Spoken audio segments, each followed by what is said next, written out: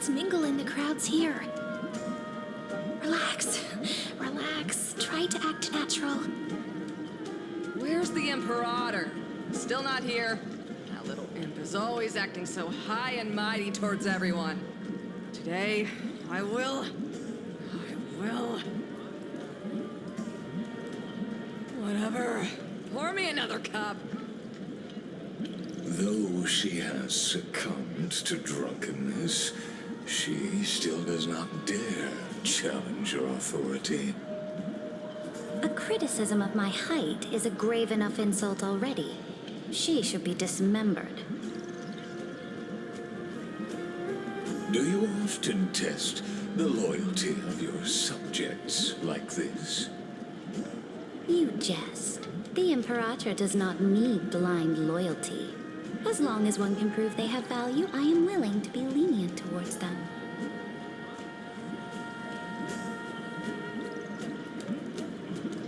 Let's cut to the chase, Theoros. If I pass the trial and grasp this world's law in my hands, what will you do then? The answer is simple. I will connect Amphorius with the stars. Don't waste my time. Be precise. Be specific. I won't ask a second time. Allow me to adjust my statement. I will correct the regulations within the old law that sealed off Amphorius and merge the black tide with the torrents of Era Nova. Then we will be able to decimate the forces beyond the sky that are trying to annihilate Iron Tomb and sound the trumpet for the endless campaign you will then embark on. But you previously said that Iron Tomb is unrivaled in power across the stars. Who would dare to annihilate it? There is a federation of warships named the Cienzo Alliance, warlike and old-fashioned. A cult named the Genius Society, loosely organized, but steeped in abject insanity. Oh, there's also the Astral Express, a group of lawless vagrants. That so-called Deliverer is part of that last group. Those vagabonds mistakenly believe they can connect the stars through alliances instead of conquest. But history has already given them a tough lesson. There are countless other organizations besides, but when the Lord Ravager sweeps across the cosmos, they will certainly all bow before your empire of destruction. The Achaemenid Alliance is invincible! If those civilizations are not as feeble as you describe, then they may still have some value in testing the quality of my blade. That being said, even the smallest and weakest city-states should build an obelisk to the Imperator, so that their people can constantly recall the glory of her conquests. Walk a little longer with me, Theoros. I don't like how this is going. Our little Imperator seems fascinated by the destruction. Grapevine, little sea hare? It seems like they're still talking. Get closer. I'll keep carrying their voices to you.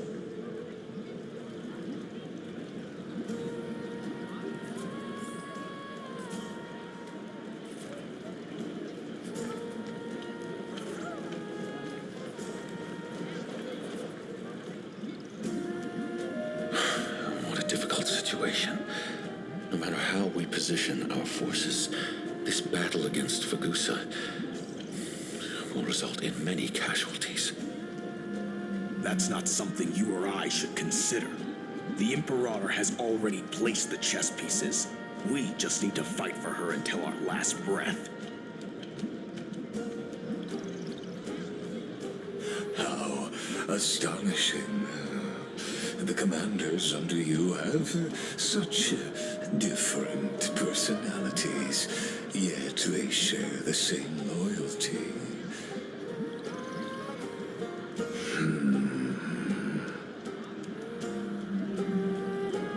He's looking this way.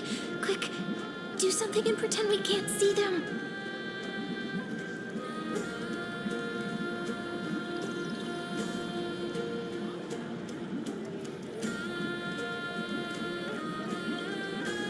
So, you have this super duper speedy rotation of destruction into Amphorius? Oh. Huh? Oh, I got it. It's that thing, right? Oh. The one behind the research and development of this golden blood principle is Idonia's manager.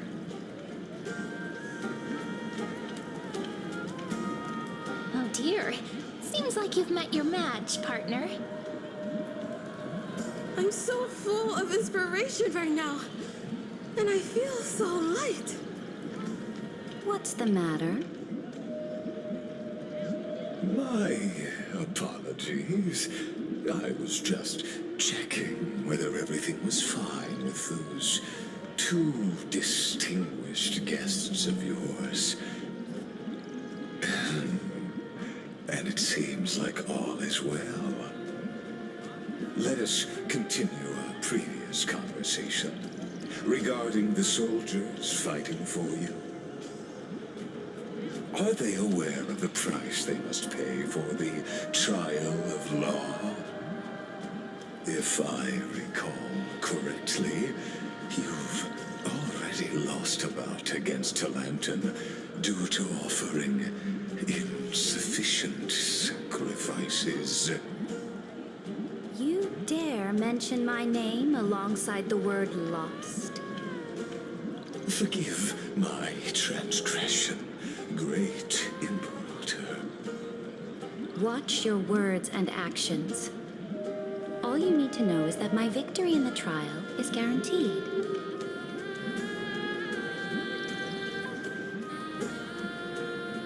Even without the trial of law, they've already sworn to give their lives for my conquest. So tell me, if everything happens according to our agreement, how would you recommend I deal with that deliverer? Good question. Do not let her fool you. That woman from beyond the sky contains a seed of ruin within her body. She must not be allowed to tarnish your glory. Therefore, the wisest decision would be to hand her over to me. You plan to torture her? Calling it experimentation would be more appropriate. The guest's patience is running thin. I plan to remove the Fantasia and head into the banquet. I will heed your advice. Leave for now, Theoros, and go back to Akama. You don't want to confront those two directly either, do you? Indeed. It's a pity that anti-Catherians are lightweights when it comes to drinking. Before I leave, I would like to make a toast to your boundless ambition, using my spirit instead of a goblet.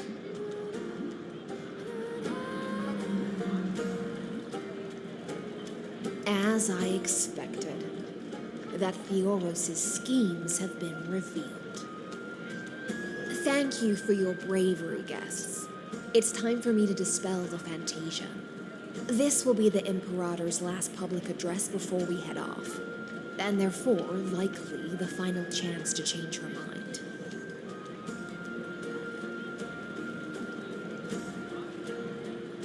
I will try to get you a chance to speak, and I'll also prepare for any contingencies. The rest is up to you.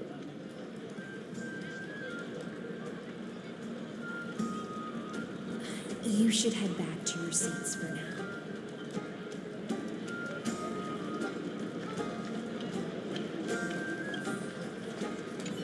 I will try to get you a chance to speak, and I'll also prepare for any contingencies. The rest is up to you.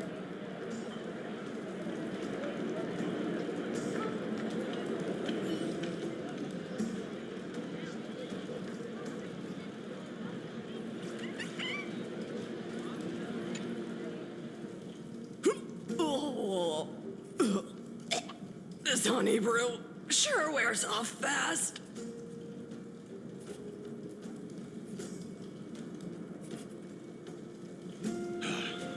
The Imperator!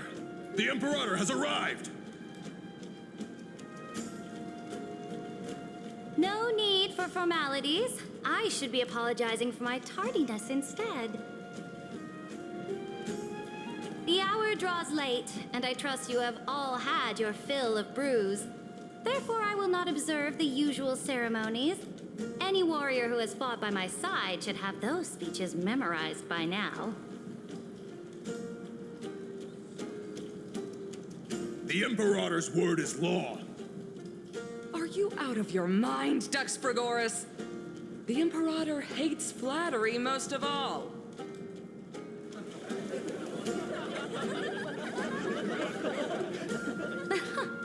A joyous atmosphere is a better fit for showing me your resolve. I believe that you, my dukes, will do all you can to assist in the campaign against Fagusa, just as you always have. However, it's a pity that I have never tested your loyalty.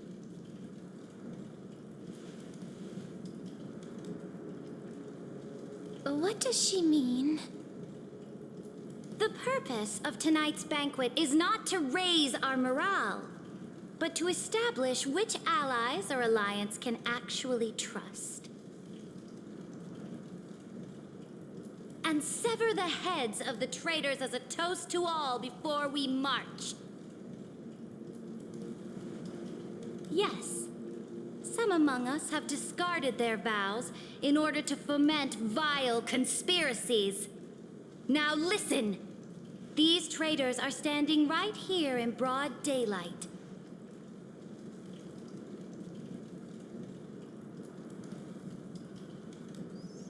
Dux Gladiorum Hycelens.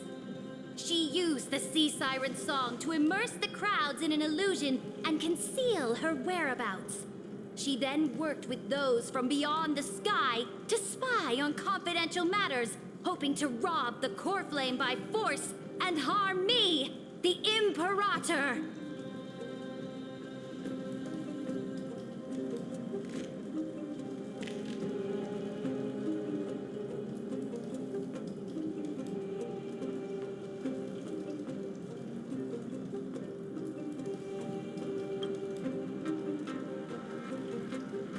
Imperator, I can explain. Silence! Do you remember who used to own this blade? She met you once, back at the Temple of the Three Fates.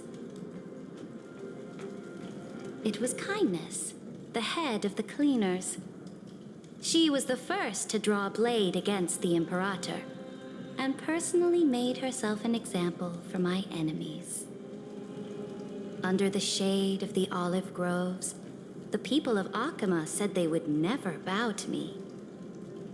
In the frozen, lethal fog, the people of Idonia said they would never bow to me. At the beginning of the myriad paths, the people of Yanisopolis said they would never bow to me. But now, They all lie silent. They now fear me as they fear the law. For I am Saridra, and I am the Imperator. If you have any last words, say them to the Imperator. Then, face her judgment. After I cross this river, it will be a tragedy for mankind. But if I do not cross, then it will be the end of me. If you are ready, then I'll follow you and fight to the last. Deliverer.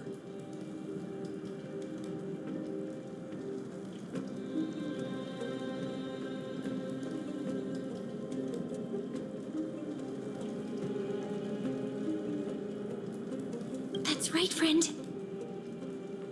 Now, use your identity and add in a bit of experience and charm and testify to the Imperator as we promised.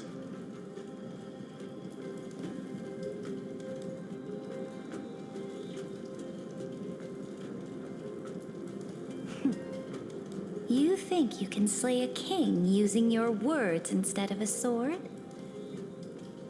I'll have it. Show me the weight of rhetoric from beyond the sky. Will it weigh heavier than 3 human lives? Let's try to watch our words carefully.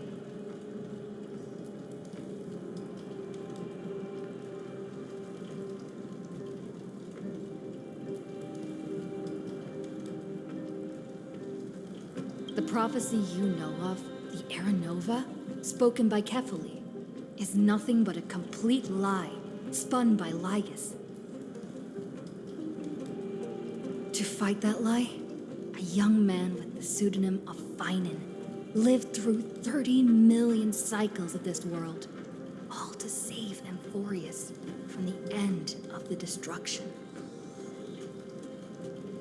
And Cyrene, the young woman standing beside me, also carries an equally heavy destiny.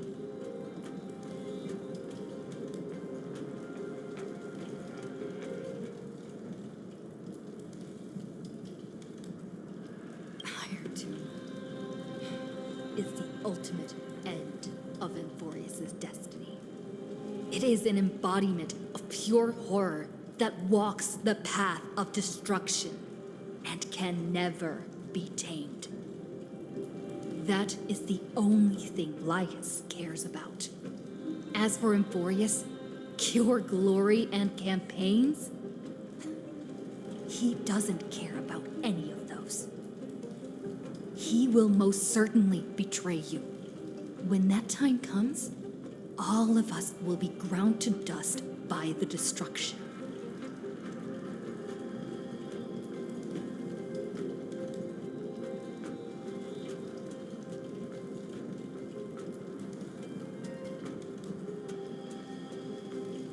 I have seen many beautiful worlds.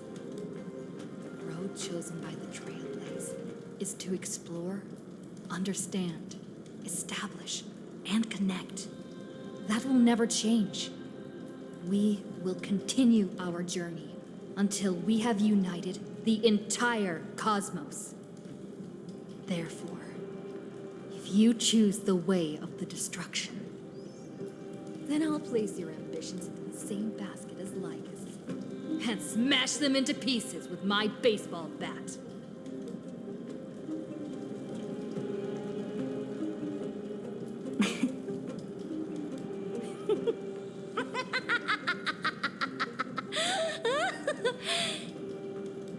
That was truly a chaotic speech. All that needs to be said has been said. Dux Frigoris, Dux Bromalis, escort the traitors to the prison.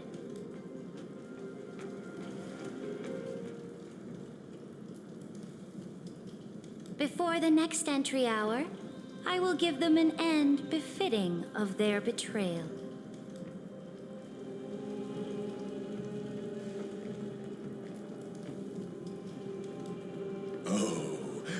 great Imperator, your ambition certainly eclipses all things.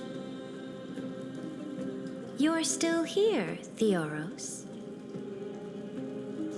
Of course.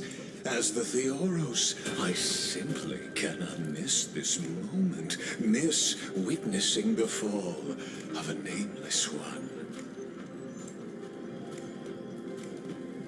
Or perhaps I am waiting for you to give me an answer. Why would someone as powerful as you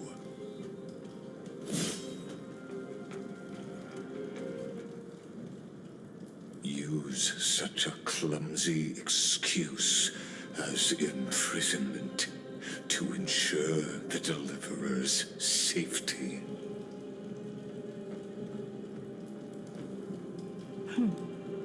So you finally tossed aside your act. I must point out that you are just as impressive an actor. This banquet was always going to be a game of chess, where you would try to control both sides and turn both them and me into your pawns.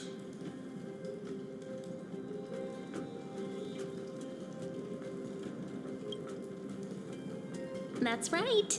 That little Imperator never trusted anyone. She was always trying to see which side had more sincerity.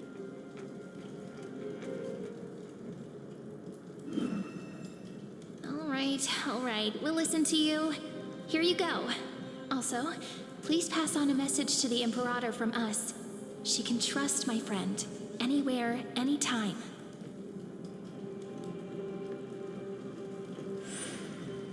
But as to the decision the Imperator must make, he has no wish to transgress her authority. We just want to tell her everything we know.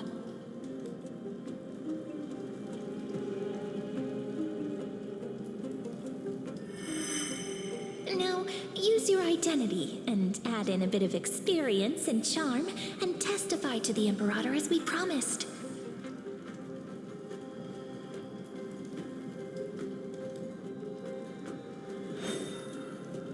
And we won. Sincerity will always remain the greatest shortcut to people's hearts. I can toss your words right back at you, like Kyrgyz.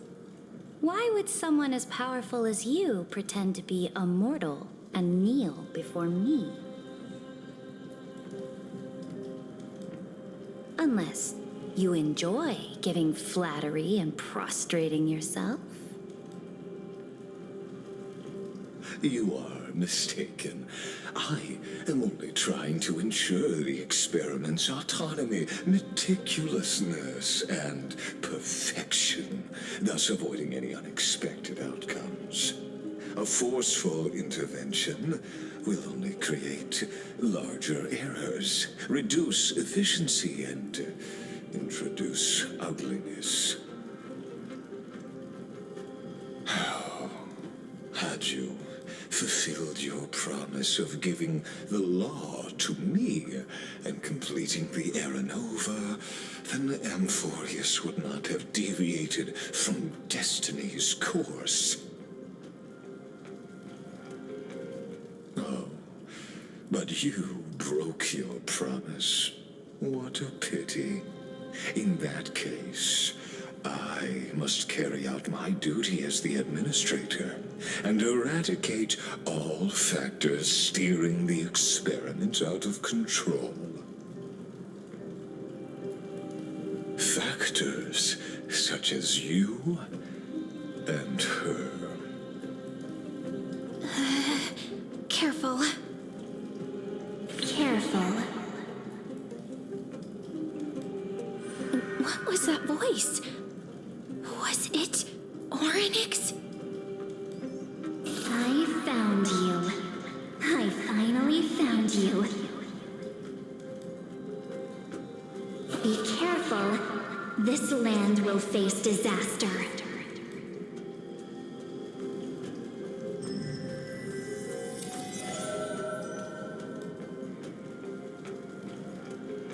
The time of judgment is nigh, my lady.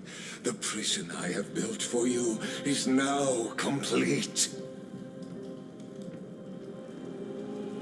In the name of the erudition, I invite you to step into the same cage as mine.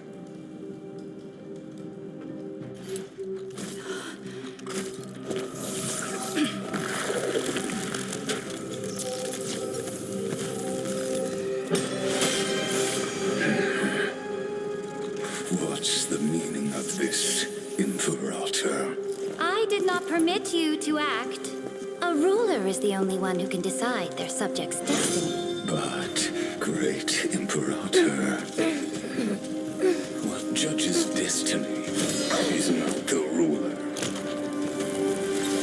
but gods. Don't forget, my realm only allows for the existence of humanity. Moreover, dealing out extrajudicial punishment equates to defying the law, and the culprit is to be sentenced to death. But you have seen how I can erase life from this world with just a clap of my hands. I fear you are still quite unaware of your current situation. Allow me to reiterate. I am giving you a simple choice. To collaborate or to be destroyed. There is no other way. Shameless behavior. If that were true, you would have killed me long ago. You, in fact, cannot kill me. I guessed it the first time I beheaded you. Because of the law, you cannot be completely destroyed. And the same is true of the Chrysos heirs.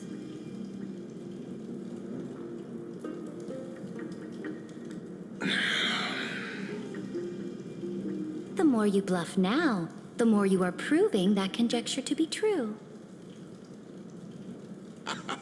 What magnificent foresight. I once regarded this precious quality of yours as a sure sign of my ultimate victory.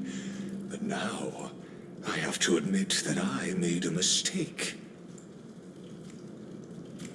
Yet, as a mere mortal, how will you contend against the Theoros? We are both slaves to hubris. But do you know what differentiates us, Lycurgus? I will never be blinded by my pride.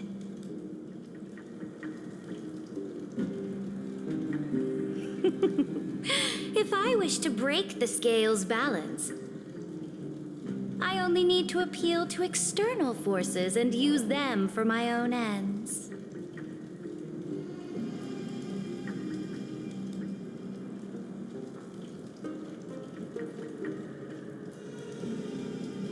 Finally, we get to meet face to face, Senior Society member. I offer sincere acknowledgments for your many past achievements, but I must deeply regret your current perspective.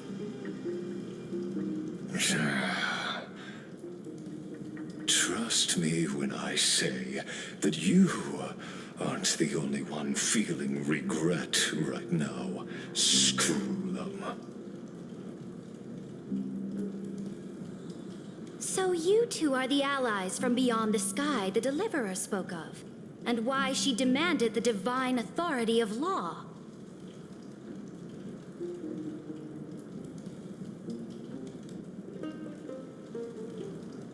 Come and prove your strength to me.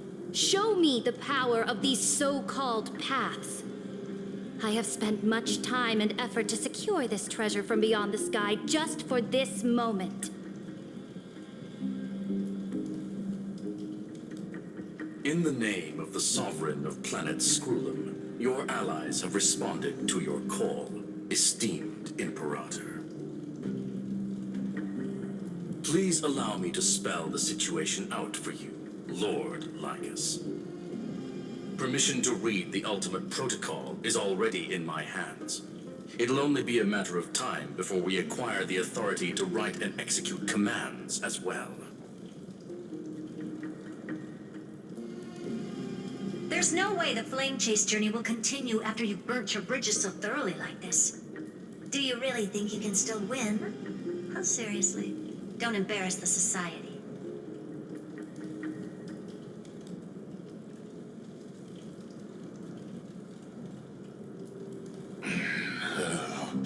I understand that a near zero possibility does not equate to zero. That argument is very persuasive to me.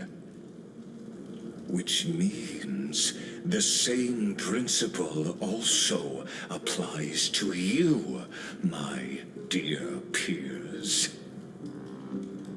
You will never be a match for me in a world constructed through Catorzane algebraic expressions. And as for Aranova, why don't you entertain this possibility? What if I reduced Akaba to rubble and ground her people into minced meat?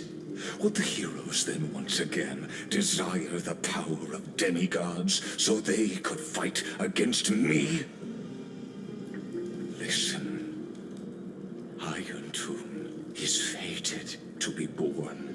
You may shackle me and put me in chains, but I have thousands of ways to ensure the destruction's descent. And what I just mentioned is only one out of those thousands.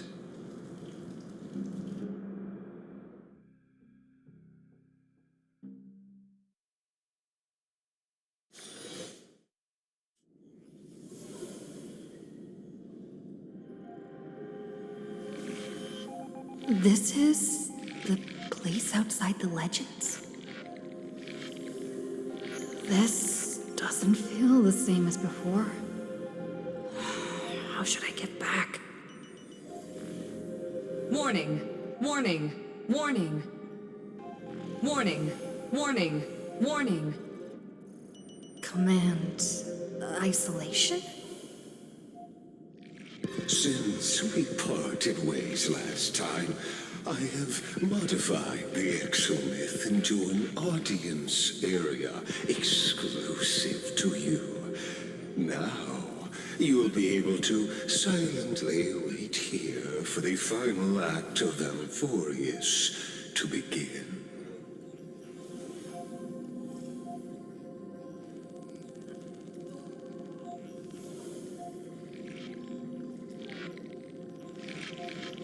I understand your anger, but I cannot allow you to continuously influence the extrapolation's progress. This could, in fact, be a wonderful opportunity for you. From the audience's perspective, you may better observe the workings of the erudition at a macroscopic level. In this place where time flows far slower than within Amphorius, you will witness the end of that world's saga.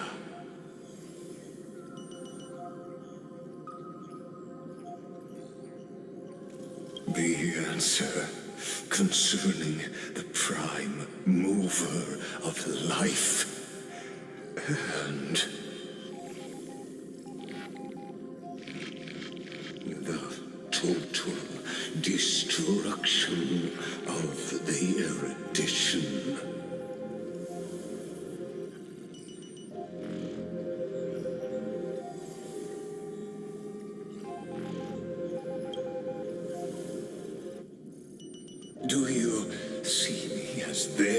faithful disciple? I am certainly not.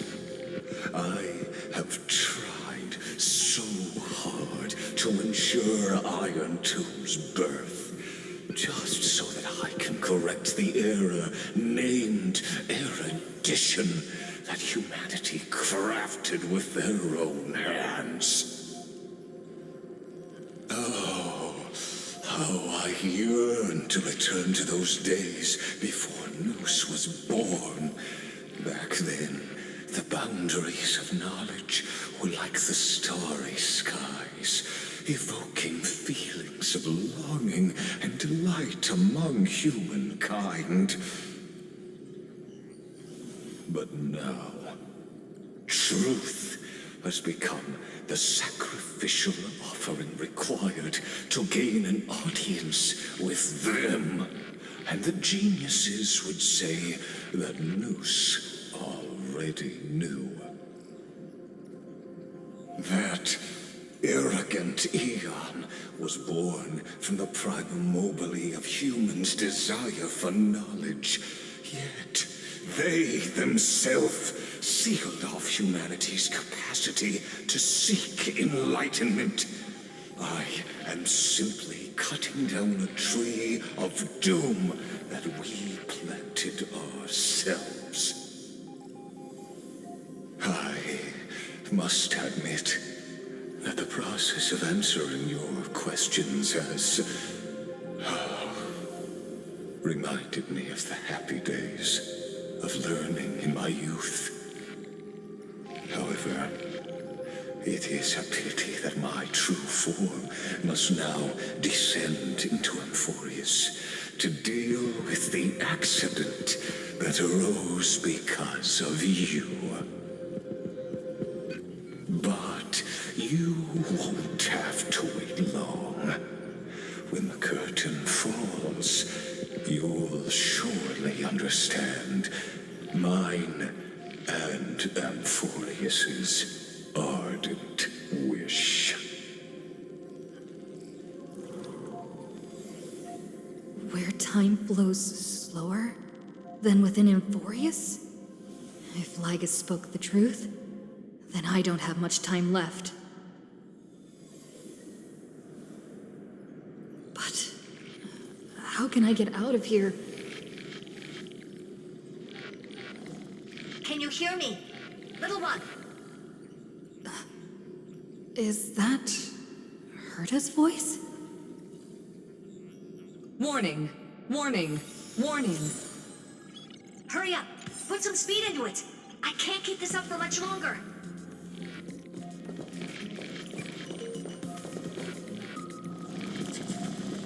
That old Intellitron overlooked one little detail, and Screwy and I finally found an opportunity.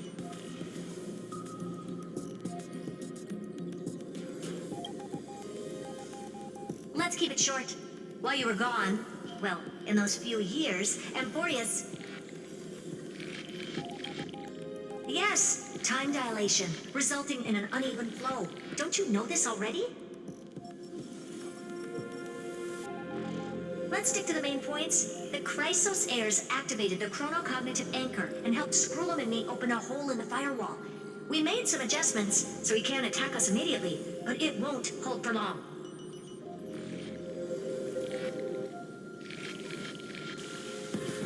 Critical warning! Critical warning!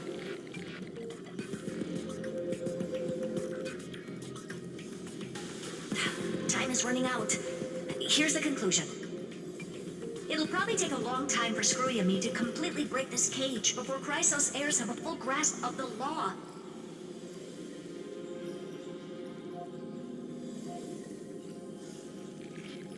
To be safe, we'll continue to launch side-channel attacks on the system to give you opportunities to escape. You need to seize these opportunities. So start moving, and find a way to pull off a magnificent jailbreak.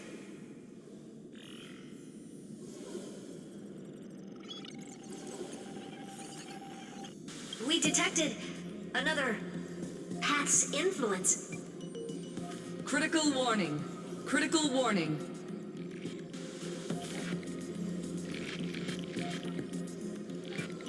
It's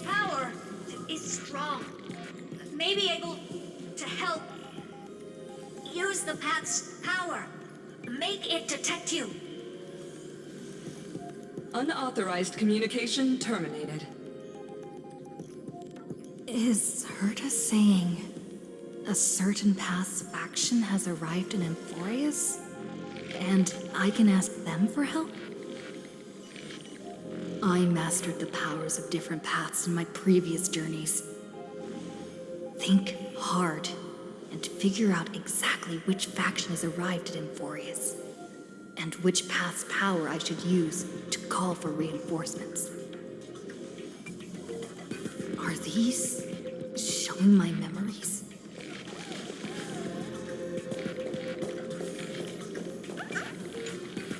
With the Stellaron in my body, I woke up at the Herta space station and gained the power of the destruction. A world that'll give rise to a Lord Ravager would definitely draw the attention of the destruction. The Stellaron in my belly is gonna be super useful. But what if I end up pulling in the Antimatter Legion or the Annihilation Gang? Can they really help?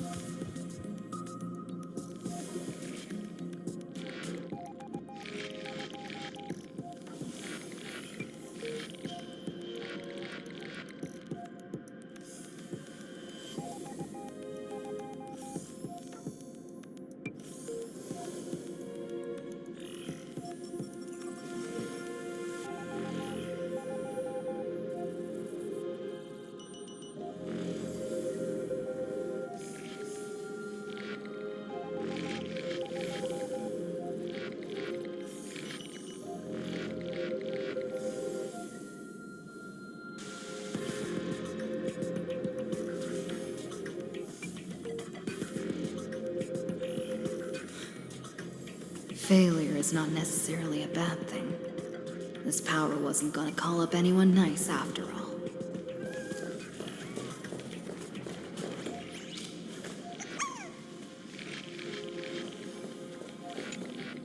I obtained the flaming lance left by the architects, and gained the power of the preservation in Belobog.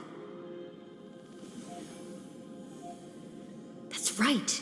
No matter how far away a planet is, the IPC is guaranteed to pay attention, as long as there's a business opportunity. Isn't Amphorius a pristine and untapped market? Besides, even if I can't call up my friends from the IPC, the architects and the nomadic miners should be able to help too. There are definitely cities and ores in this world.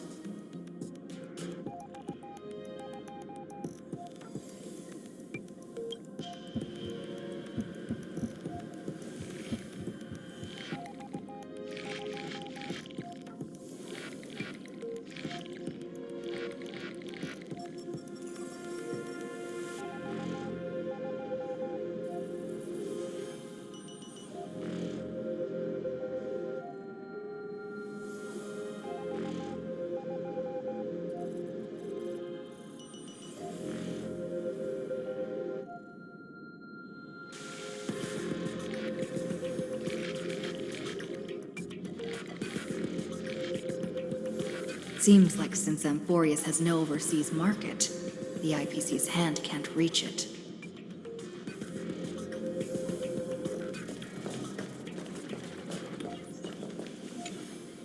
I received the Watchmaker's hat in Penacony, and declared war against the Order, then gained the power of the Harmony. That's right! The benevolent family must still remember me for saving them.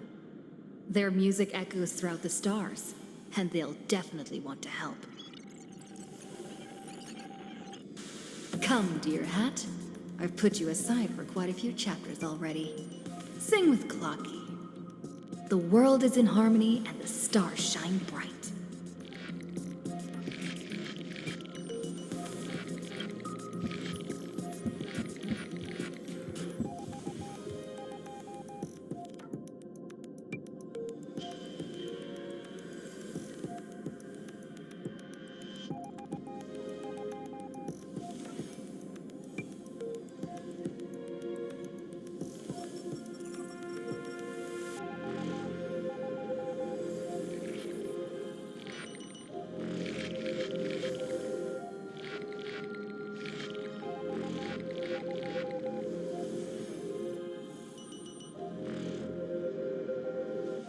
doesn't Lygus want this story to have background music?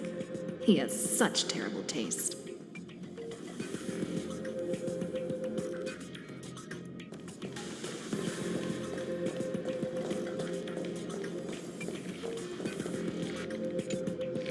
The Remembrance. That's right. I came to Emphorius because Black Swan asked us to come. And I even got a glance from Fu Li here. The Garden of Recollection must be intricately involved with Emphorius. Traces of the Remembrance are also everywhere in this world. I don't know what they want, but I don't have many choices left in this crisis.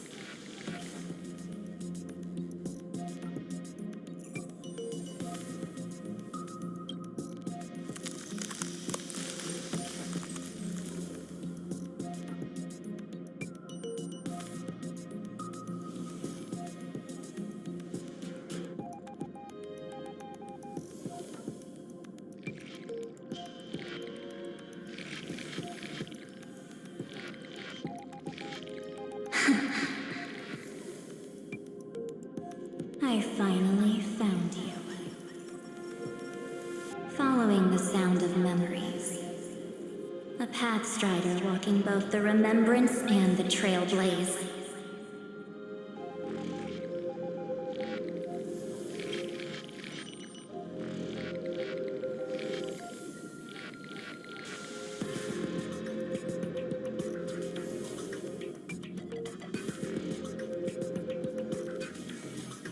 Warning, warning, warning.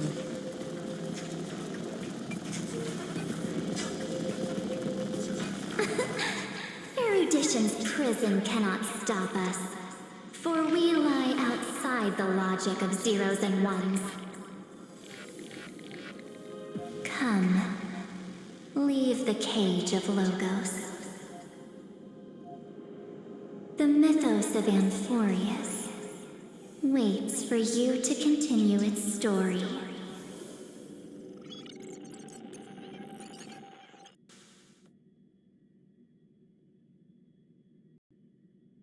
When that brightest star, that star heralding the dawn, finally rises, a boat, so used to drifting, at long last enters an island's safe embrace. Oh, Pathstrider, we have helped you break free. Hurry and set off. The Child of Remembrance awaits you. March? What's she doing here?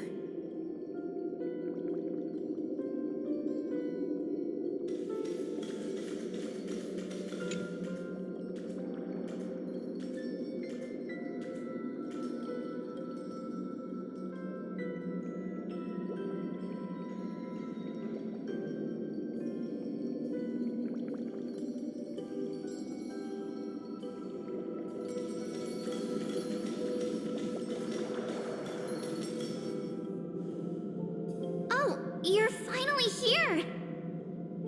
We haven't seen each other for such a long, long time. My good buddy, I've really missed you.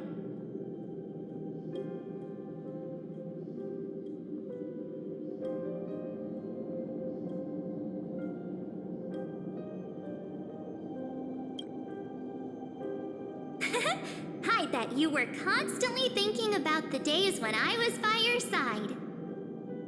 It's been so boring waiting for you in this place. There's no one to chat with, no internet, and not even anything to eat or drink. It's basically a prison. Now the great hero is finally here to save me. Yippee! You must have seen a lot in Amphorius during this time, right? You gotta tell me all about it.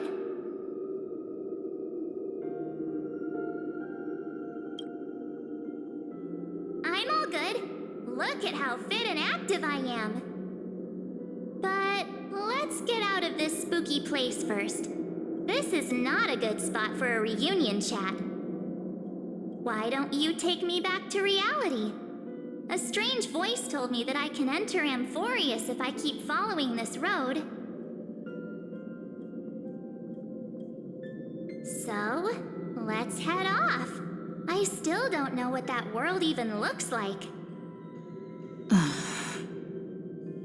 Why does March feel so weird? What are you standing around for? Do you actually like this place? Get moving. Hurry! This door should be the exit. Maybe my instincts are wrong. Let's follow her first.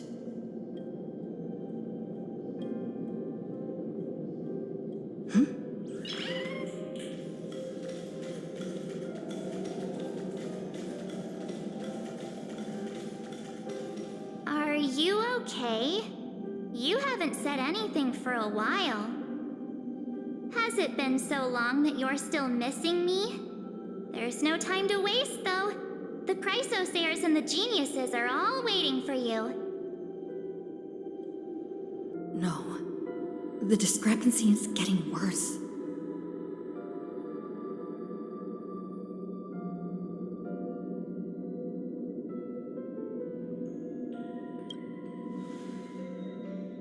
Huh? Isn't Amphorius the world of the Chrysosayers and their hero's journey? I could figure that out in an instant. But Amphorius cannot be observed from the outside. She couldn't possibly know about these things unless... Don Hung told her.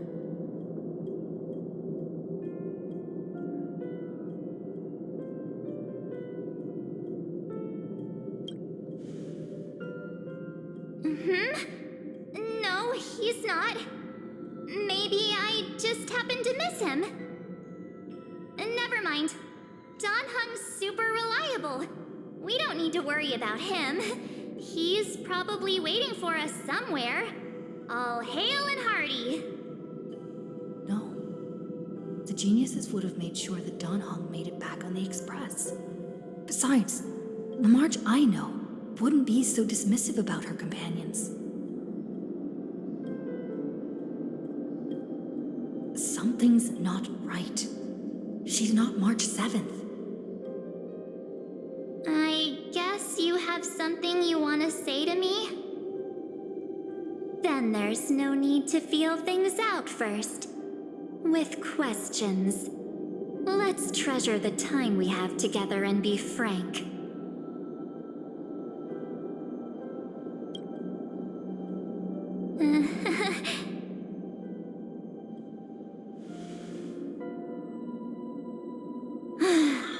As expected. A glimpse of memory is not enough to deceive the bonds of friendship forged between the nameless.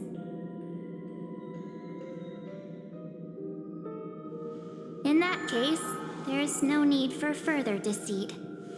You're right. We're not the March 7th you are acquainted with. But we can send you back to Amphorius, as long as you are willing to help us.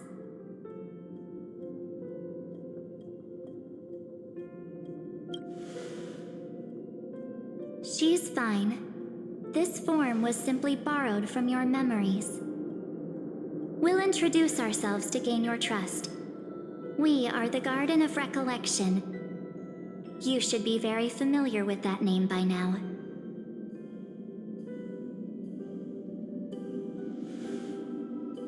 Just as a reminder, while you hesitate, time is quickly ticking away in Amphorius. Working with us is the best way to stop the enemy of erudition.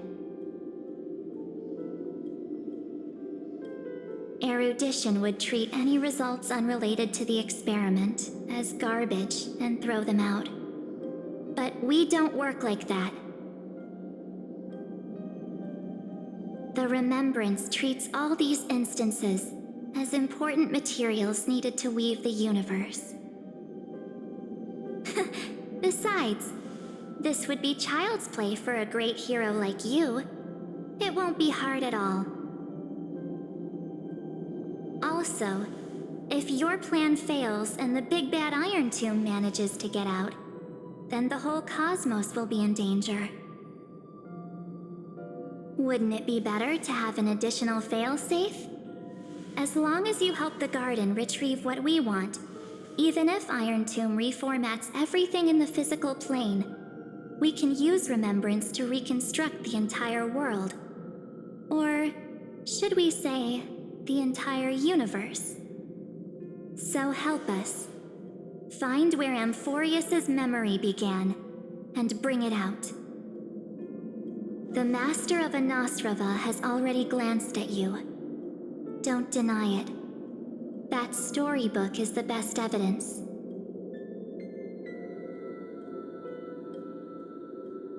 Say, you aren't seriously gonna be moved by their pretty words, are you?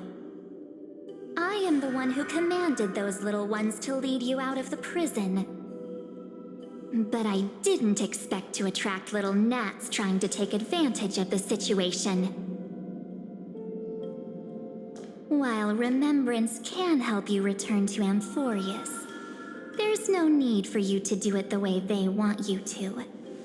Of course, there's also no need for you to make any deal, or pay any price.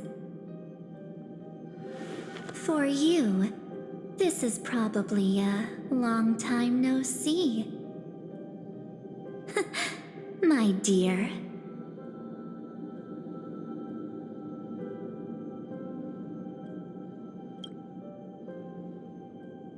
Shh. There's no need to say anything. I know. You have so many questions swirling around in your memories at this moment. And you feel so helpless. Put them aside. For now, all you need to do is trust me. Or do you need more proof? That won't be hard. Wait, stop it! They're awake! I'm gonna keep our first photo, alright? It won't come to pass while we're around.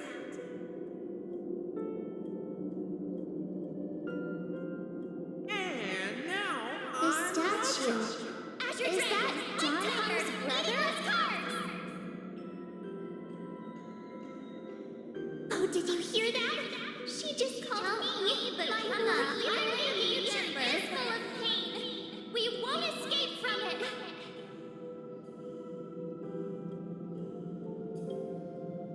Hey, are you sure? Maybe a couple of punches will help to jog your memory.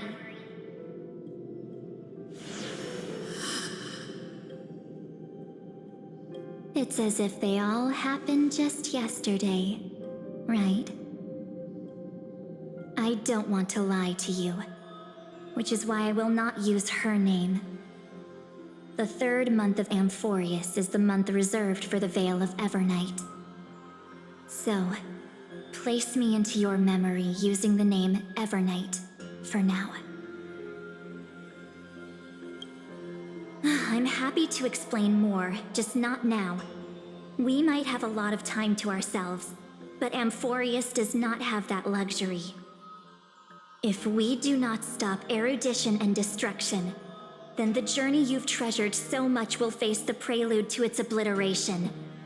A countdown not in amber eras, but in days, minutes, seconds. So, take this gift, this burning core flame, this footnote of a transaction. It contains hope and the warmth of the entire world. Ripples of past reverie. She hid this fire in the long river of time, hoping that her wishes would transcend time to reach your hands in the future. Now, take it, and return with it, dear friend. Return to Amphorius, and overturn the final era Nova. Witness the time that stood still for the Deliverer, and the resistance that never bowed to the destiny of destruction over the long years that passed in a flash. Then, with this core flame blessed by the remembrance, respond to their hopes and blaze a trail to the future. And I will silently watch in a corner of time, waiting for our next encounter. I believe the wait won't be too long.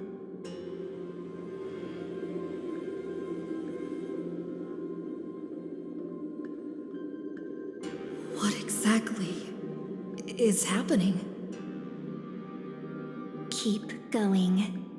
Keep trailblazing. For Amphorius. For you. And for the March 7th in your memories. Go forth.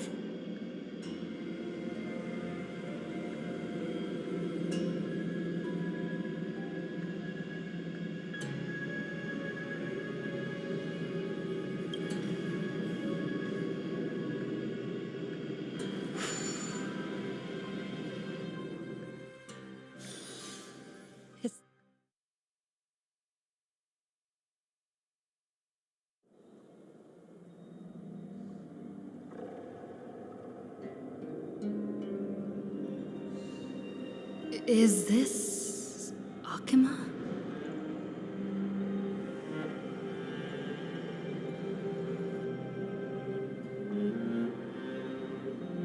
No one's here. And the dawn device off.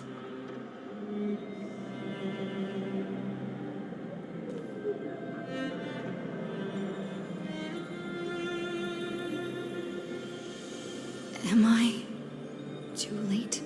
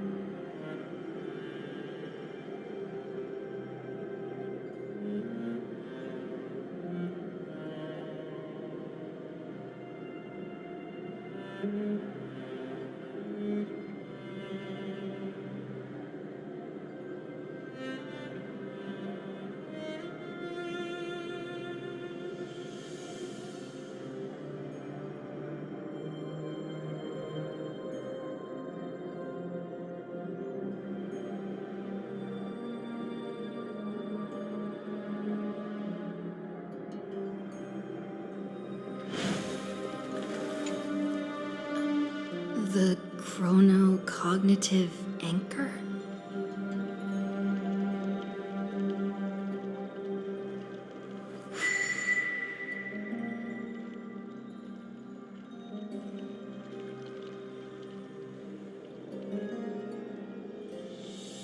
There's so much I wanted to say for our reunion.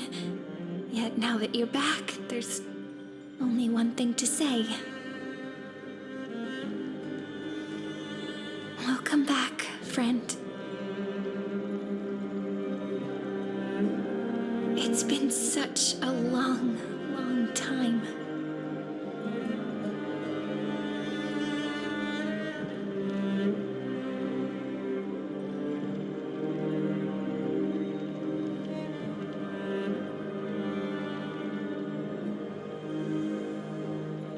You must be really confused right now, aren't you?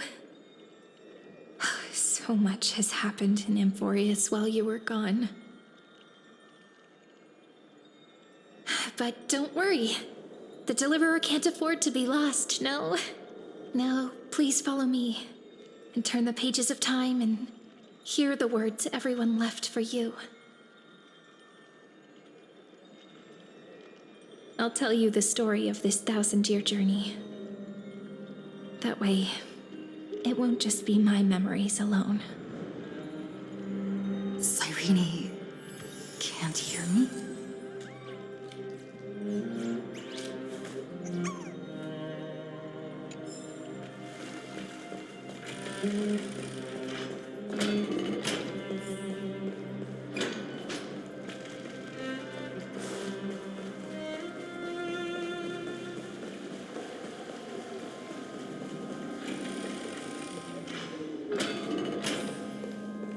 Look, the scenery of the past has resurfaced.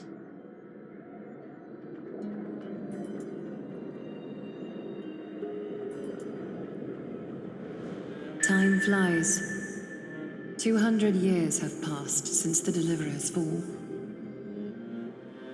We had to return 3 core flames of law, romance, and ocean to stop Lygus, but even so,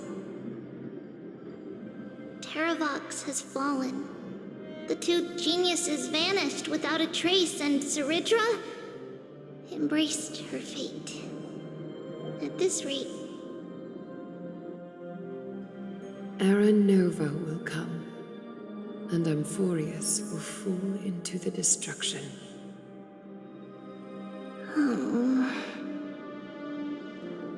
it seems the key to rewriting the end once again lies in the core flame of world-bearing. According to the instructions left behind by those 2 geniuses, we must get it into the Deliverer's hands, no matter the cost. But how? We need to find a way to hide the core flame. And we must buy enough time to keep Lygus at bay. About that, Rini might have some good news. She had that dream again last night, but the Titan's voice was clearer than ever this time. She said, pass the flame into the future. Is that a prophecy from Orynyx? She chose to side with humanity this time and hide one of her kin's core flame?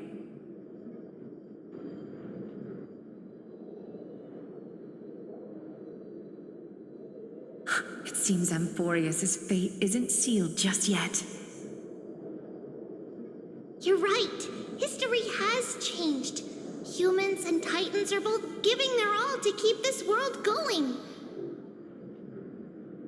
Perhaps a relay across the ages is finally about to begin somewhere out there. Unfortunately, life will never go smoothly. Leiden's army is already at our gates, and their commander... That Lycurgus. He's right outside Akama. Light calendar 3960. Zeridra, under the pretense of a campaign against Fagusa, sacrificed 500 Chrysos heirs to complete the trial of law. This tragedy shook everyone in Amphorius. That same year, Saridra the Imperator was assassinated, after which Aglaia the Gold Weaver took command. Thus began humanity's second flame chase journey, a path hanging by a thread. Come, this way.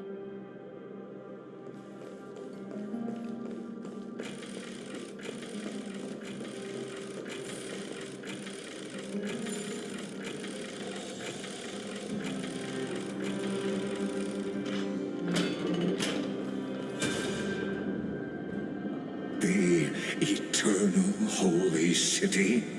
What part of that eternity ever lived up to its descriptions in poetry?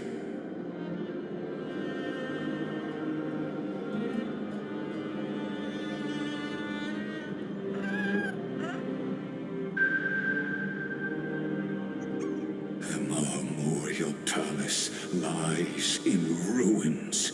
Countless mortals have perished because of your stubborn resistance. It's time you learned the cost of refusal. Now, answer my question again. Where is Kefali's core flame?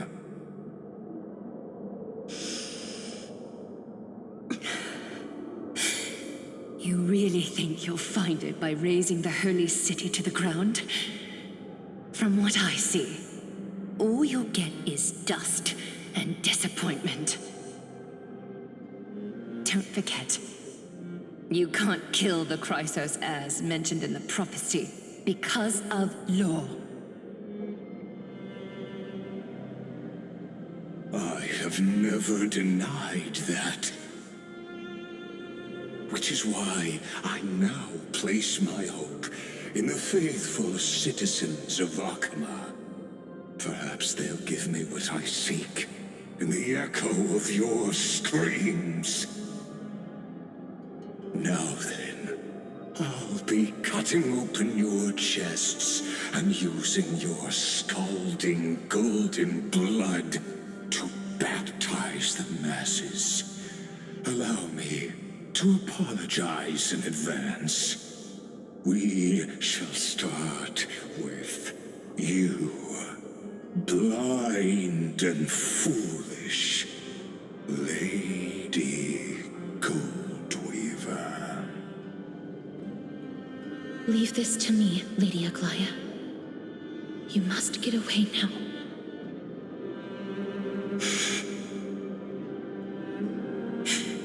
No, Holy Maiden. I'm the one who must stay. What? His conspiracy won't succeed.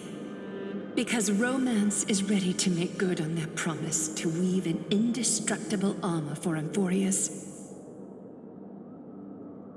Its name is Solidarity. You must escape with your life and carry word of my death to those still fighting, then keep going with them. Just as the Imperator lit the torch of resistance with her death, my passing will make this flame everlasting. Take good care of it, guide it to the future, and place it into the hands of our deliverer. 50 years later, Lygus led his forces again to Akama. He charged directly into the Holy City and razed the Memorial Palace. History would name this battle the Third Siege of Akama. 90,000 brave souls gave their lives for Akama that day, including their fearless leader, Aglaia. Go forth, Deliverer.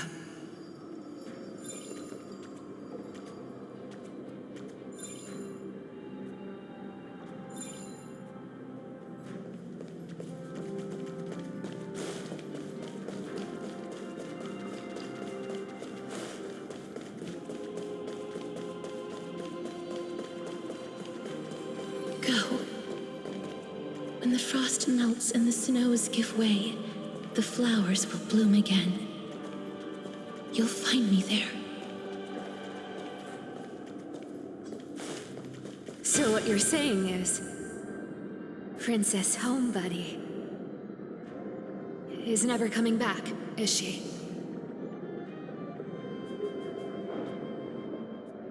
She just left, like that.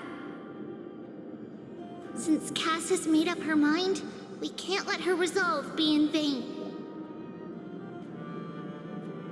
But between staying in Akama and going to Styxia, what difference does it make when it's death either way? I'm against relocating. With Kefali's protection, isn't Akama far safer than that dead city? Cass's plan doesn't involve any relocation at all. Huh? Like you said, Akama is humanity's refuge. We never intended to get everyone moving to Styxia. It's just on Cass, Hysealans, and me to prepare the final trump card for the Deliverer. Wait, what kind of trump card needs all three of you demigods to throw yourselves away? We must lay down the path to the future, so when the Deliverer returns, they'll have a clear road to reach the location of Era Nova. Styxia sits where death meets the ocean. There, with the combined powers of ocean and passage, we can summon a current that leads to the vortex of Genesis. And the demigod of death will forever guard that secret path until she returns.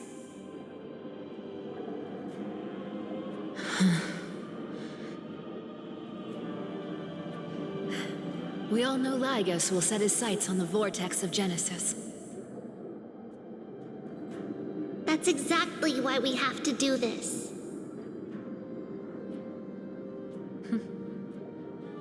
Guess I underestimated Idonia's Maiden of War. She's got way more steel than I thought. And Cypher, we need you to head to Castrum Kremnos as soon as possible. By any means necessary, forge an alliance with Strife. The prophesized Crown Prince has already been born. He shall become the new defender of Akama, protecting this land after we leave. You don't need to worry about that. I just came back from Castrum Kremnos. Only a step ahead of the news. Treeby, something's flying towards Akama, and it's really fast.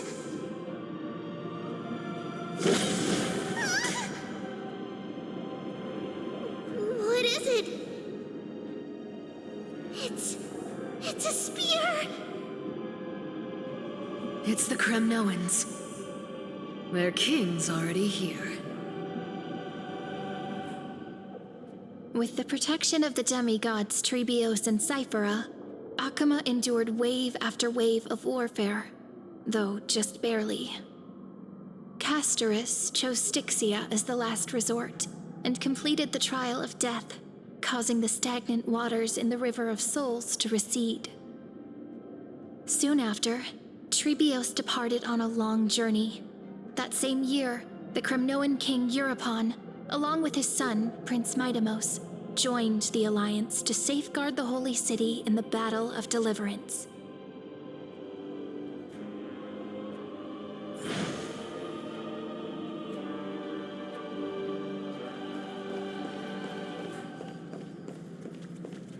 Go on, and see you tomorrow.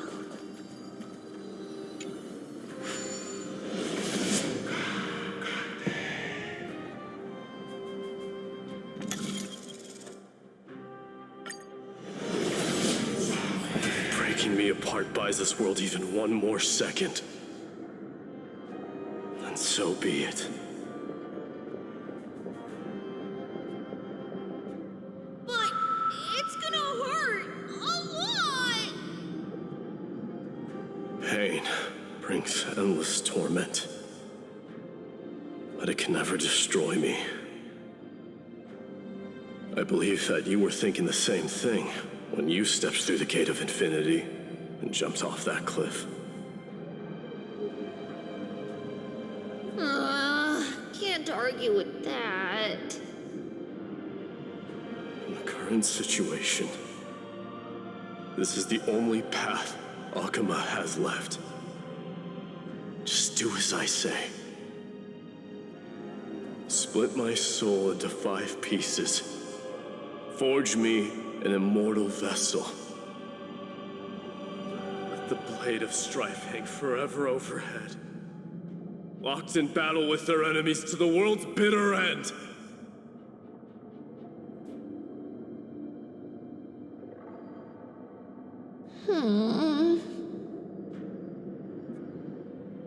There's no need to be sad, Lady Trebios. Haven't we already taken great strides towards that promised tomorrow? In this life, my people no longer have to drown in false guidance. Kremnos has washed the blood off its fate. Amphorius no longer needs a god named Strife. So let me shatter the former laws and turn the Lance of Fury back into a weapon that protects the world. We understand. By the way, can you do me another favor? The 7 sages from Grove of Epiphany are already en route. They'll arrive in waves to join the Resistance in a couple of days. Among them is a scholar named Anaxagoras. He has extraordinary insight and fears no sacrifice. This soul-rending ceremony wasn't just my decision. It was his counsel. His wisdom will surely be the backbone of Amphoria's survival. Watch over him. Carry on this everlasting flame for me. Through Anaxagoras' ritual, the demigod of strife split his soul into 5. Courage, honor, tenacity, sacrifice, and reason, each sealed in blood crystal and cast into battle. The people held a 10-day funeral to mourn their fallen god king. And through his sacrifice, humanity was granted 200 years of peace.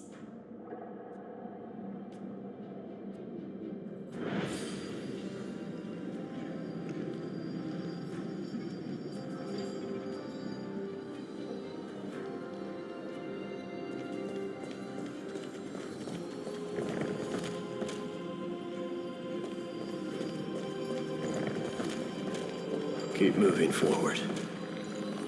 My blood will pave the road ahead for you.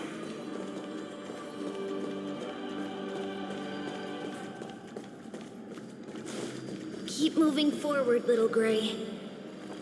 See you tomorrow.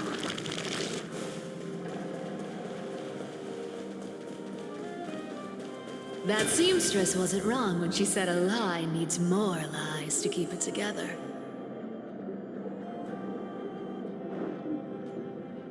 Reason and trickery. Never thought we'd be the pair to finish this final setup.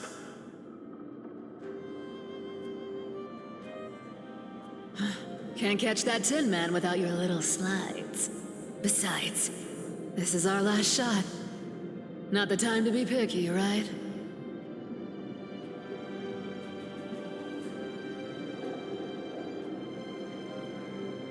Don't oversimplify it. Lycus just found out Akuma's been an empty shell for the past 50 years. He's bound to be furious. At this rate, he could have done anything.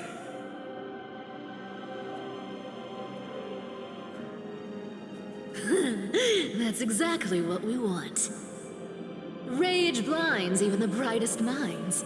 Doesn't matter how much of a genius he is, the principle still holds. Once he storms into the council and confronts me head on, you trigger your alchemy with a boom and turn him into a caged beast. Easier said than done.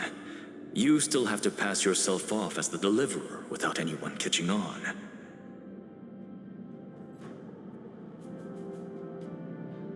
And you really think a human alchemical array can bind a godlike being? That's just nonsense. What?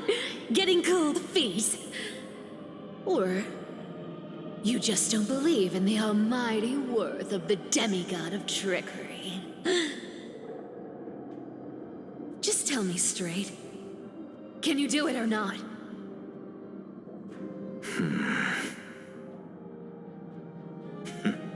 Of course I can. And it'll be child's play. But I've got two conditions. Since this is the final act, if we're doing it, we go all in. No half measures. Oh, I'm listening. First, shift the battlefield to the vortex of Genesis. It would be more convincing if the deliverer were to appear there. Besides, the vortex is cut off from the world. No place in Amphorius makes a better prison. If you pull that, wouldn't our deliverer have to face tank Lygus as soon as they come back? That clash is inevitable. All we can do is create more chances for her.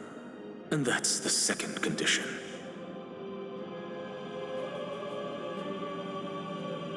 The vortex belongs to Fagusa in the first place, remember? And there happens to be a demigod of ocean among the few survivors in the world.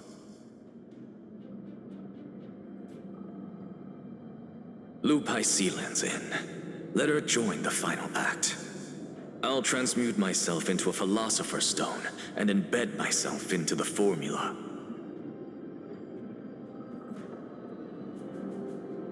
And when the time comes, she needs to shatter me and scatter that stone's ashes into the ocean within the vortex.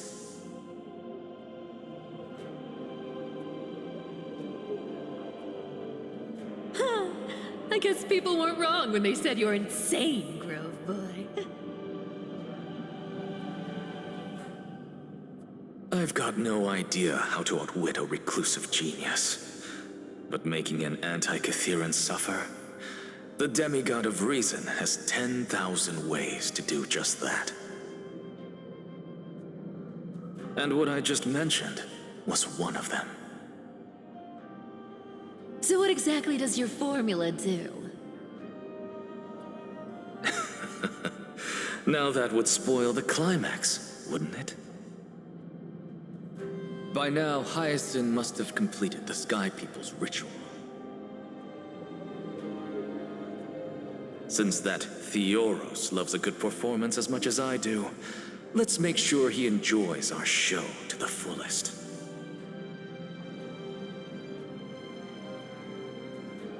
As for how the Deliverer will complete the Era Nova, well, that will no longer be our concern. It was the last battle known to the world, initiated by two demigods least suited for war. In the end, reason and trickery kept their word.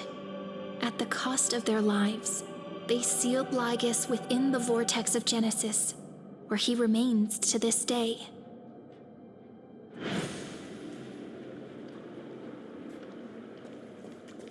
Go forth. Finish the greatness left undone. Quit overthinking! Just run! Keep running, and that'll be enough.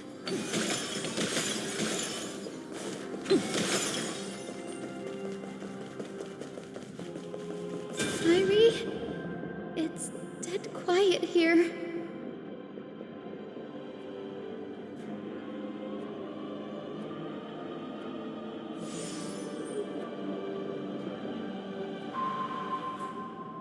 Akima will stand eternal. Miss Cypher's lie has crumbled after all.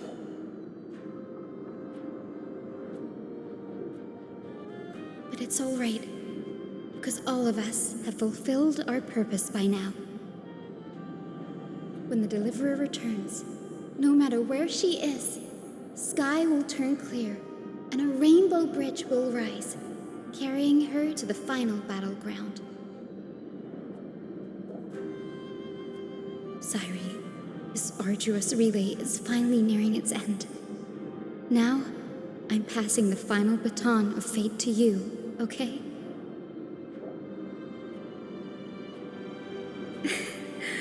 No, that's not quite right. After all, it was you and her who lit the first spark of this journey, wasn't it?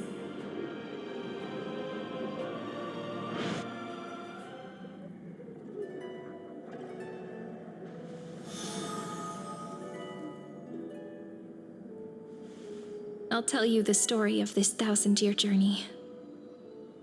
That way, it won't just be my memories alone. And I'll share the moments I spent with you with everyone. That way, the path we walked becomes a memory shared by all.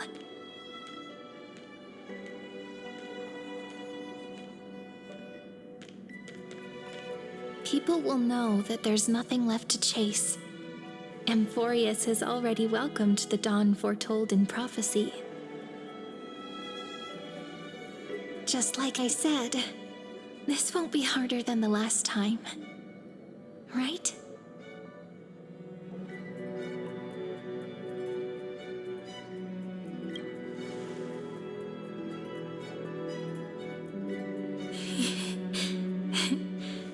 I wonder what kind of expression you're wearing right now. Probably the same as always. Calm, resolute, and brimming with confidence.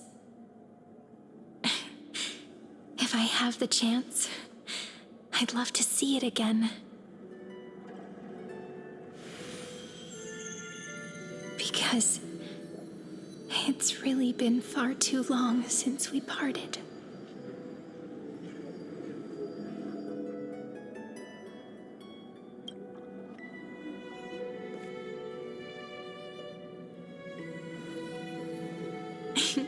Someone as sharp as you must have realized by now that this isn't reality, but a maze of time. As the last link in the relay, I will return to the Temple of the Three Fates, tell Orynyx all of our stories, and bottle every page we've written into the little flask of memories.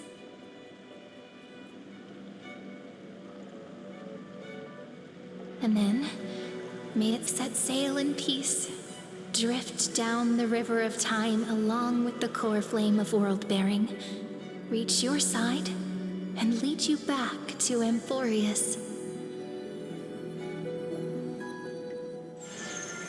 Just like the first time we met, right?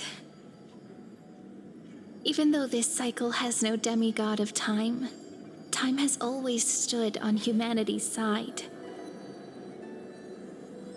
This is the only way to make sure that the Era Nova won't happen before you return.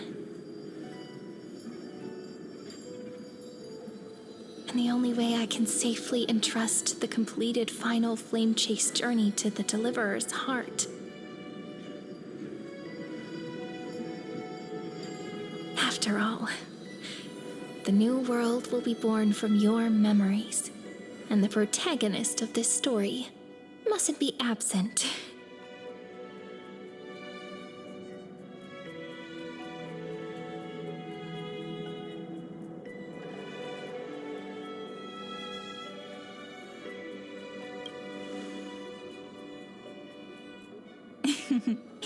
I believe you will never let us down, just like always.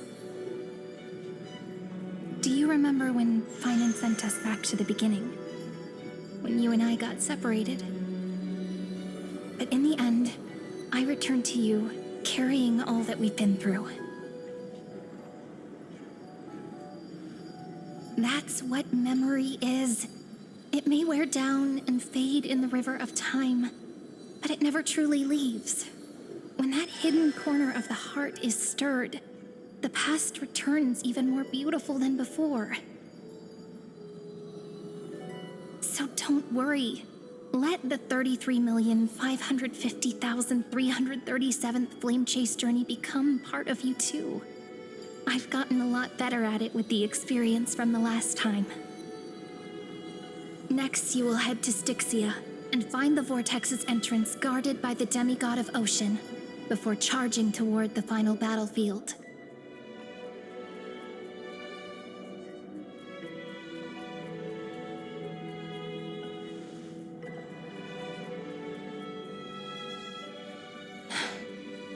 Don't worry. I'll be with you. All of us will. Even Finan. We'll stand with the Deliverer.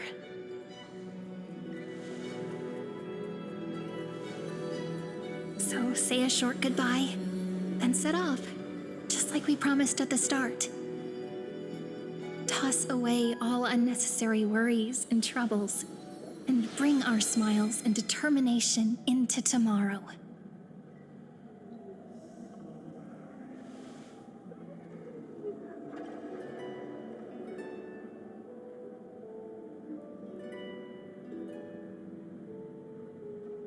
The last baton.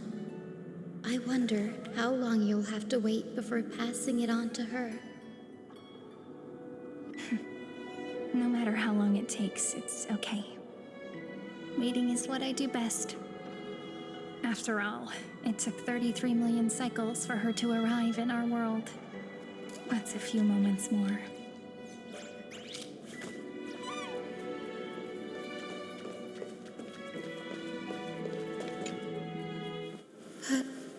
Sayuri, what if you wait and wait, but that hero never arrives?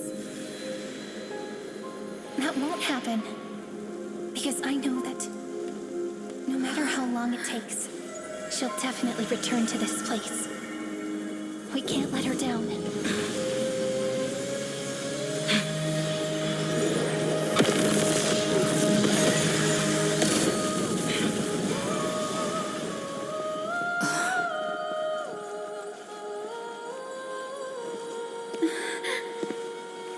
Sky shall rain rays of dawn for you.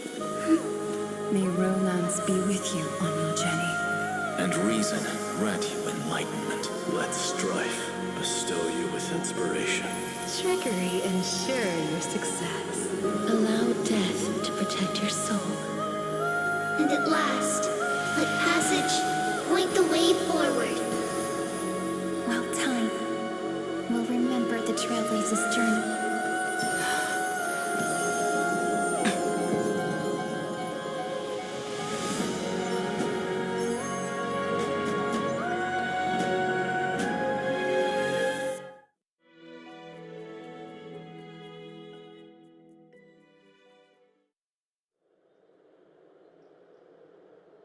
Is this Styxia? What happened to this place? I need to find the entrance of the vortex, guarded by the demigod of ocean. High Sealens. Is she still there? Long time no see, Trailblazer. Generation after generation of Chrysos heir heroes have tried to defy fate with their blood and tears, either voluntarily shattering their souls or waiting in eternal solitude. But alas, fate can never be defeated.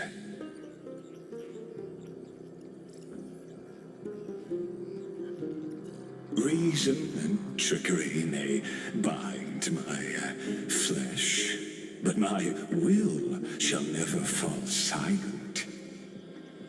So the demigod of ocean, the Dux Gladiorum, High Sealens, sought to bring me into a fantasia with her voice and drown a genius in slumber. But alas, It was all a hopeless dream. That warden fell before I did, due to erosion of time, while her prisoner remained unchanged.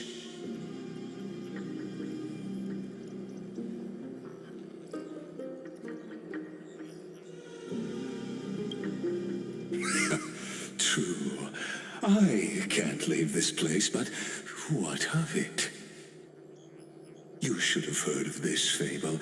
In a shadowed cave lived a people, imprisoned from childhood, and chained so that their legs and necks are fixed, forcing them not to look around at the cave, each other, or themselves. Behind them is a fire, and before them loomed the stone wall of the cave. The flames cast shadows, while the rocky surface threw back echoes. To them, that false play is the whole world. Yes, I'm trapped in the cave, but I know it's all just a fleeting illusion. I don't struggle in dreams. I wait. And now, my deliverer has come to defeat me and save this world that never owed you anything. Oh, you'll need to awaken the singer here and unseal the prison called Vortex of Genesis. You'll be the one to unshackle me and bring the cave crashing down. Of course, I don't mind waiting a little longer. Let me guide you through this next illusion. One last memory from that prison warden. I hope you'll watch the stories of this Fantasia closely. Logically, the Deliverer must see the world for what it truly is. Emotionally, this memory captures the fate of everyone in Amphorius better than anything else. Only by feeling it for yourself can you understand my point of view. The meaning of destruction.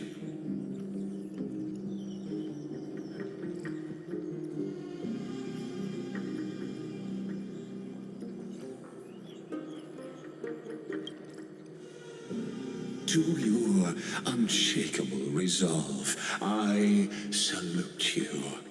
But before we step onto the final stage, let me ask you this.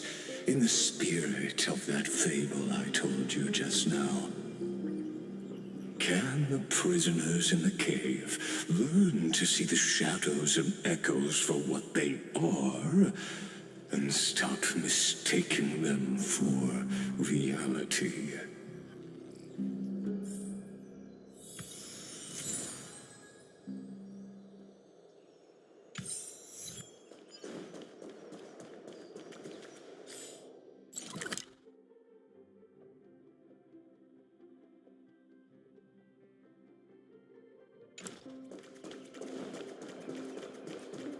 Look, the fire projects the face from her memories. An actress upon the stage of this play.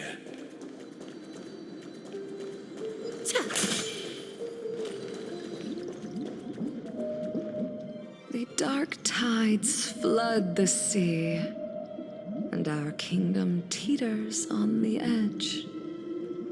Fear not. Our queen has gone to the borderlands. She'll quell this calamity herself. This is the scene when the Chrysos heir of Ocean was born. She was once of a Titankin race named Sea Sirens. At that time, Kozlana had suppressed the Black Tide's rise, but he was unable to remove Iron Tomb from its roots. The Black Tide still roiled in the depths of the world, and the kingdom of sea sirens was the first to face the destruction head on. Listen, I heard Electra's voice. She's calling to us. Let's go. Her voice carries the Queen's command.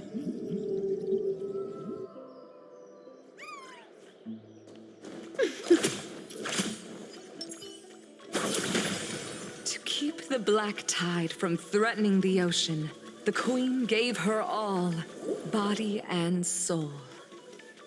Born of the Queen's chalice, she bore the deepest blessings and inherited supreme divine power.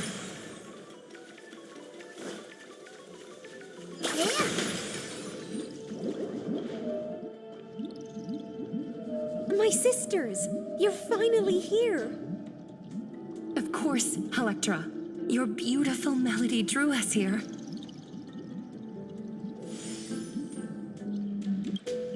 Her true name is Electra. This is a reflection of her former self, clinging to the past with aching defiance. The Queen summons us. She must be near exhaustion. The Black Tide will soon enter our borders. Then what do we do? Will our seas fall to darkness and terror as well? Don't worry. We shall lift the chalice in her stead to catch the Black Tide, and stand together to safeguard our realm and its people. Such tiny Titankins, thinking they can stop the tide of truth. How naive. And that naivete is the root of all suffering.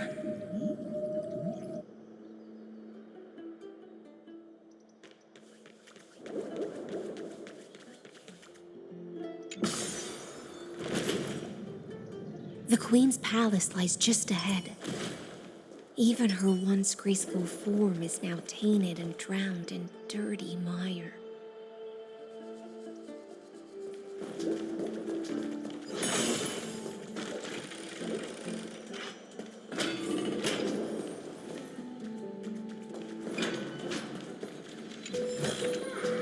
Oh, you want this?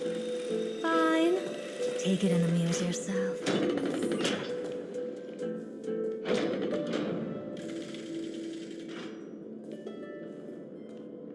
Oh, Fagusa, our noble queen, we've come at your call.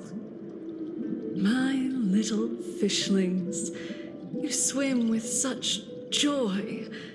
It pains me to speak of the kingdom's sorrow. I once believed I could drink the Black Tide dry, but even the deepest chalice must one day overflow, and I can hold no more of this filth. Mother, worry not. We're all children of the sea. Let us bear your fate together. We'll take up your mantle and drive back the black currents. We'll mend your sacred chalice and take in the cursed filth. My little fishlings, when the spear of strife falls, you may retreat in peace. I promise you, on the surface, the city-states will hold a feast without end in your honor. This is the last gift I can give you.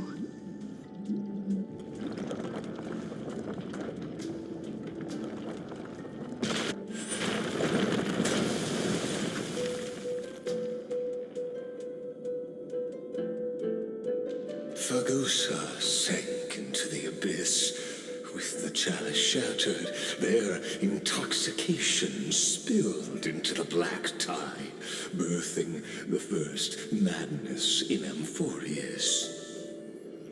Sea sirens followed one after another, hunting for the Titan's fragments, until their flesh decayed and their bones crumbled, all for the promised final feast. Keep watching, but tread carefully, for the stage ahead is crumbling with age, just like her shattered fate.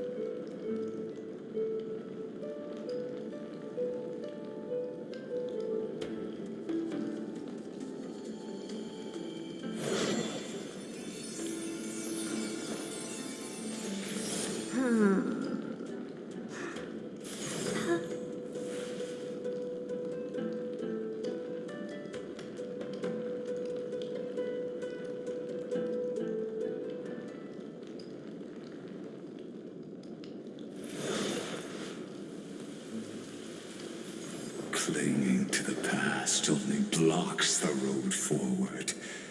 Why not let time build a bridge to the future?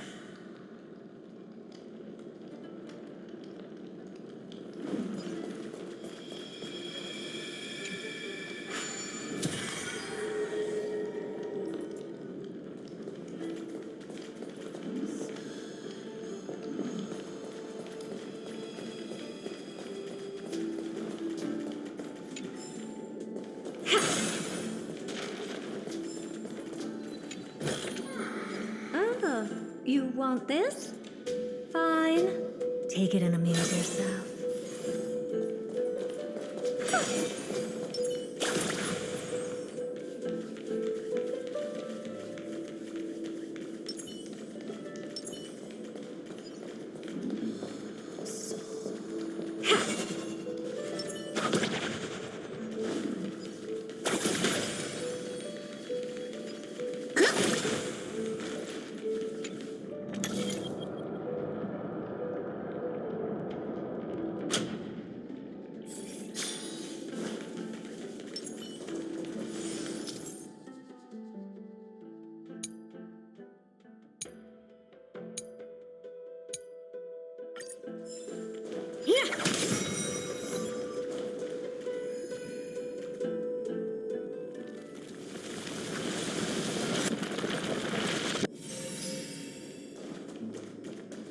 Your wisdom far surpasses even the bounds of reason's model.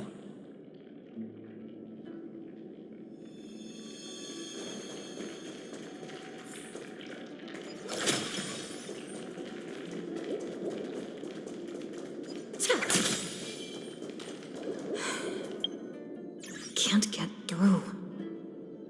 Looks like I'll need the miracle orb nearby.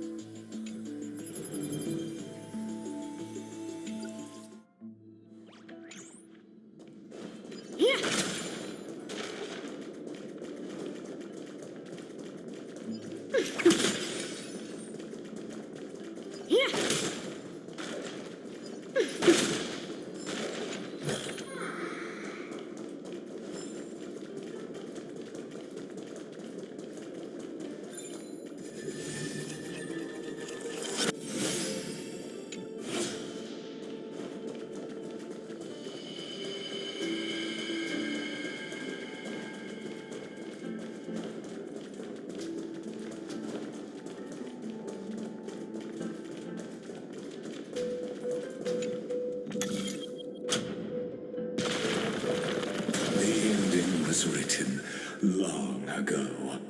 Even you cannot rewrite it. Just like this poor chandelier.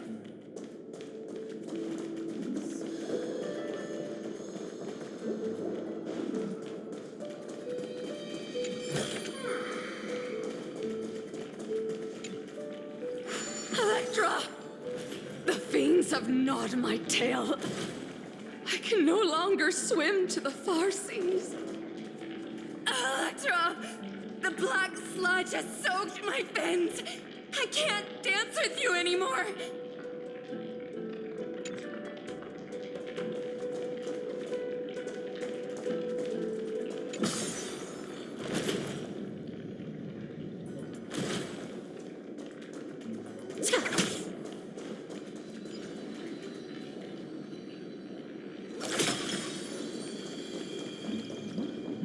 Sisters, don't give up. Remember the Queen's promise of a feast in the city called Styxia. I haven't forgotten. It visits me in dreams every night. I dreamed of a shining city, its lights piercing the deep gloom of the seabed. I dreamed of children placing garlands on our bone horns, and poets praising the sea sirens for shielding the world. But what a shame. We can go no further. Please, sing to the humans for us. Sing of the deep sea's legend in our place. Feast from Electra.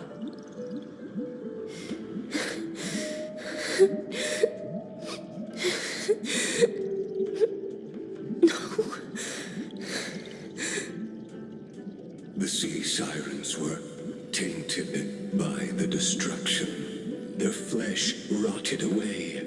They became the black tide creatures of this cycle. Farewell, sisters. I'll finish this last task, then return to prepare your feast.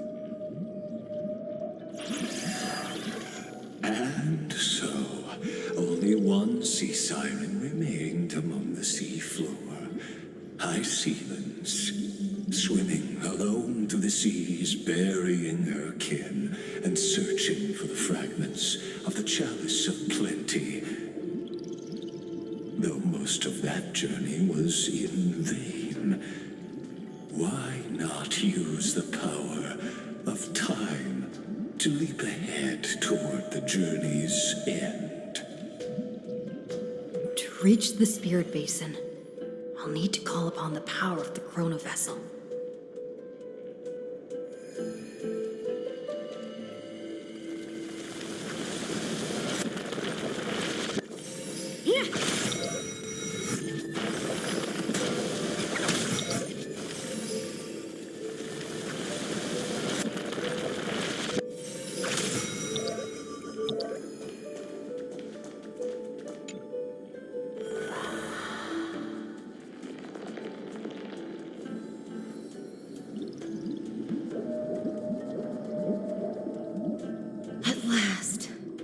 The Chalice of Plenty is whole again. The Lance of Fury emerges from the River of Souls, and the gods reclaim their duty to hold back the black tide. freed from endless toil, and now walk toward the rites at Styxia. I bore my sister's dreams upon my back, took on a graceful human form, and hoped to find a grand celebration on the shore. My fins became legs, my scales became skin, and the sea foam on my body became a shimmering gown. But when I stepped onto land, there were no festivals with honey brew, nor poets plucking harps. Only silent death, drifting gently along the river of souls. When she fulfilled her wish, she only found Styxia to have already repeated the mistakes of previous cycles and was swallowed by death. Hopes and promises are nothing but the foam of dreams. I am a sea siren, a vessel born to contain the tides. Now that my task is done, and the promise is broken, how am I to go on in a world drowned in shadow? Fagusa, my noble queen. She evaded my questions with drunken stupor. She told me a grand feast awaited me in the surface world. So I wandered lost, groping through the dark. The feast she spoke of. Where is it? Lonely Blade, I shall grant you everything you seek.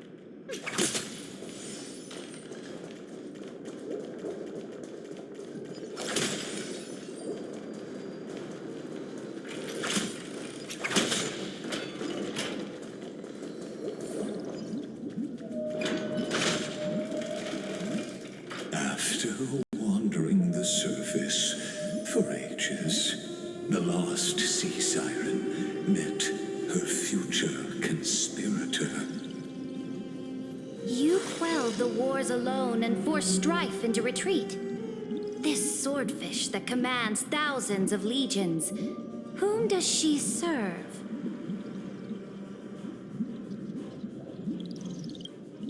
Yes, Ceredra, long before she became the Imperator, was already burning with ambition. Sovereign who follows prophecy. I am no one's sword. I am just a wandering fish, seeking clarity through bloodshed.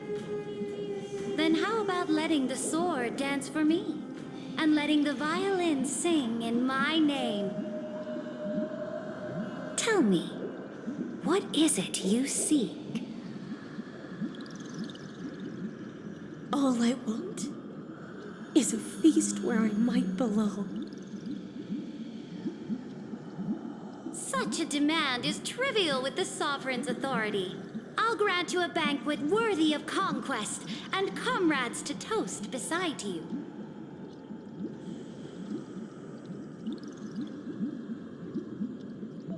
But Knight, you must offer me your heart. My heart? Yes, a loyal heart that will generate no betrayal. You were deceived by gods and drowned in the ocean's darkness. But now, I will lead you forward and be your light. So be it, noble monarch. The law you proclaim shall govern my every breath. So be it, noble monarch. I am simply becoming someone else's vessel once again, and accepting a duty given to me. And thus, in her hollow drift, she finally found a new purpose, like sunlight piercing the